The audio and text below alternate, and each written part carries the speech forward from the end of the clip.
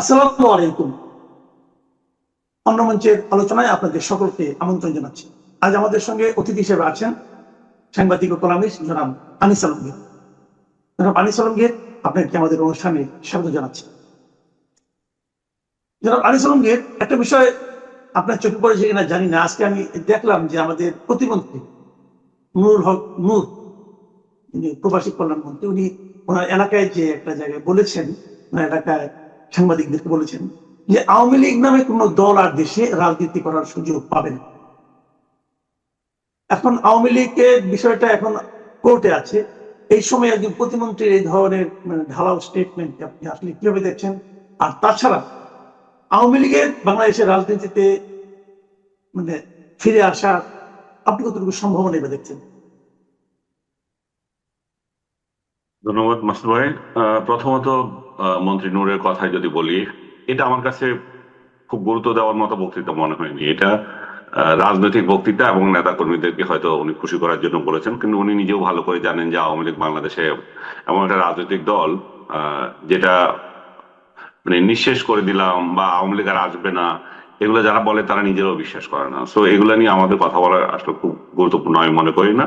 তো আওয়ামী লীগ রাজনীতিতে ফেরার সম্ভাবনা কতটুকু আছে সেটা নির্ভর করছে যে আসলে আওয়ামী লীগ যারা করেন তাদের উপর এবং আওয়ামী লীগের নেতা নেত্রী যারা আছে তাদের উপর, তারা আসলে কি দিচ্ছে সামনের দিনে।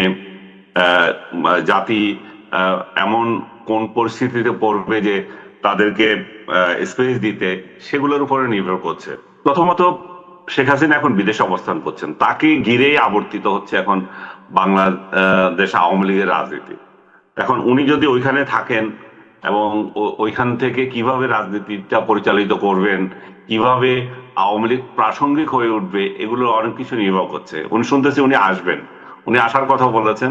সেই আসার কথাটা নিয়ে আবার রাজনীতিতে নানা কথা উঠছে যে উনি কি সত্যিকার অর্থে আসতে পারবেন কিনা বা ওনাকে আসতে দেওয়া হবে কিনা, আসতে উনি কিভাবে আসবেন, কারণ ওনার ট্রাভেল পাস ছাড়া তো এখন আসারও কোনো সুযোগ নাই। আসলে উনি যে কনসিকুয়েন্স এখানে ফেস করবেন আদালতে, সেগুলো সেগুলো জেনে কি উনি কি আসবেন, নানা স্পেকুলেশন চলতেছে।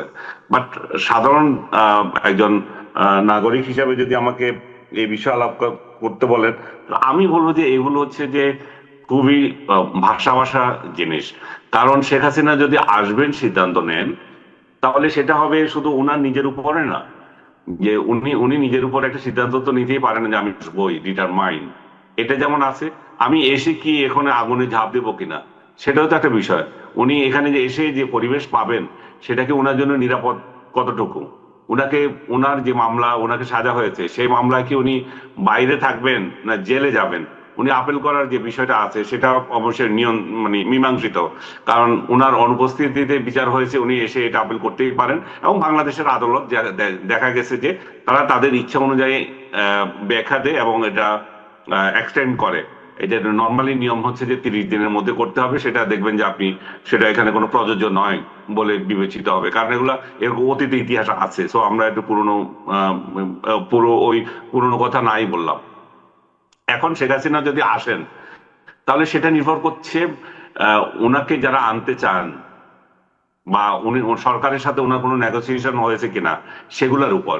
উনি উনি এমন মানে ওনার নেগোসিয়েশন এভাবে হতে পারে যে উনি যে দেশে আছেন সে দেশ হয়তো মধ্যস্থতা করতে পারে, কিংবা তৃতীয় আরেকটা দেশ মধ্যস্থতা করতে পারে।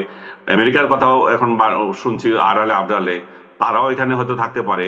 মোট কথা একটা বিদেশি আহ ইয়ে ছাড়া, আপনার মিডিয়েটর ছাড়া উনি বাংলাদেশে আসবেন সরাসরি, এখন এখানে এসে পতঙ্গে ঝাঁপ দেবে, আগুনের পতঙ্গের মতো ঝাঁপ দেবেন, সেটা আমার কাছে মনে হয় না।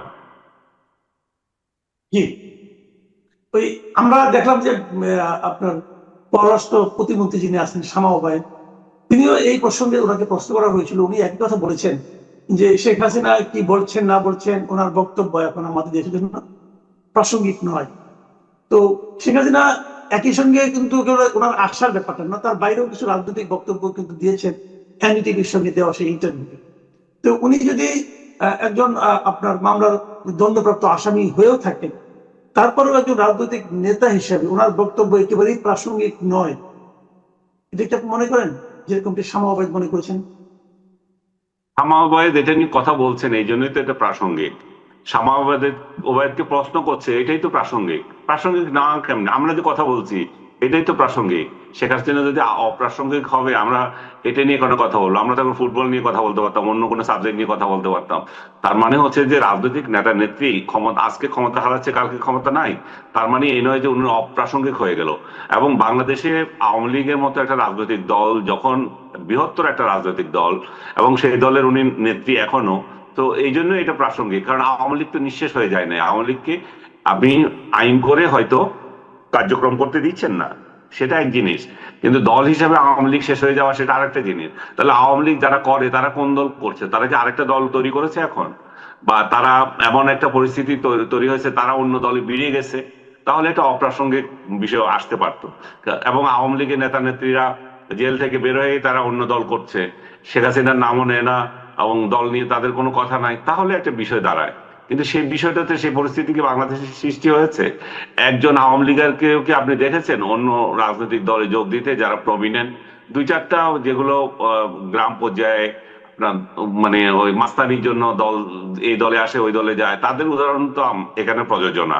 যদি বড় দাগে আমরা কথা বলি, বড় বড় রাজনৈতিক দল নেতা নেত্রীদের মধ্যে কেউ তো কোনো দল চেঞ্জ করে নাই। তো দল যখন চেঞ্জ না করছে, তাদের প্রাসঙ্গিক আছে, তাদের দলও প্রাসঙ্গিক আছে, এবং সরকারও সারাক্ষণ আওয়ামী লীগ নিয়ে কথা বলে, সারাক্ষণ। এবং আওয়ামী লীগ ট্যাগ দিয়ে অন্যদেরকে ইয়ে করে, এবং মানে কথায় কথায় আওয়ামী লীগ ট্যাগ দিচ্ছে, এই আওয়ামী লীগ ও মুখ। সরকারের মধ্যে আমরা যারা কথা বলছি তাদেরকে না, শুধু সরকারের মধ্যে, সরকারি দলের মধ্যে লোককে আওয়ামী লীগ ট্যাগ দিচ্ছে, সরকারের মধ্যে বিভিন্ন যন্ত্রে যারা কাজ করছে কর্মকর্তা তাদেরকে ট্যাগ দিচ্ছে, আওয়ামী লীগ করেছে, আওয়ামী লীগের সাথে সম্পর্ক ছিল এই জন্য পদোন্নতি হচ্ছে না, পদোন্নতি দিলেও আবার সেই পদ ক্যান্সেল করে দিচ্ছে। তো সবগুলো তো আওয়ামী লীগকে কেন্দ্র করেই হচ্ছে।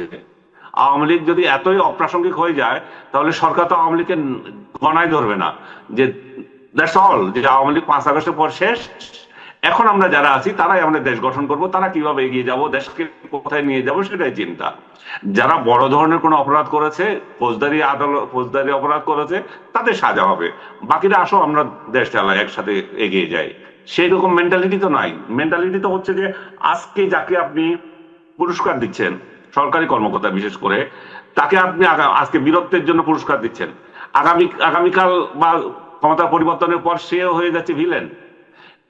শাপলা চত্বরের কথা ধরেন না, শাপলা চত্বরে হিরো যারা ছিল, এই যে যে দুর্নীতিবাজ আইজি যার কথা আমরা বলছিলাম, বেনজির, বেনজির তখন তো কমিশনার ছিল, তখন তো তার কি প্রশংসা, হ্যাঁ, সর্বমহল থেকে প্রশংসা হয়েছিল। এবং এখন কোথায়? এরকম প্রত্যেকটা কর্মে আপনি দেখবেন, যারা একসময় কাজ করে দিয়ে গেছে, প্রশংসা উড়িয়েছে, তাদের পরিণতি আবার খারাপ হয়ে যাচ্ছে। এখন যারা সরকারে আছে, তারেক রহমান সরকারের সাথে যারা মনে করছে যে আমরা কি যে একটা ভালো ভালো কাজ করে ফেলছি দেশের জন্য, সরকারের জন্য, তারাও দেখবেন আবার কালার্ড হবে।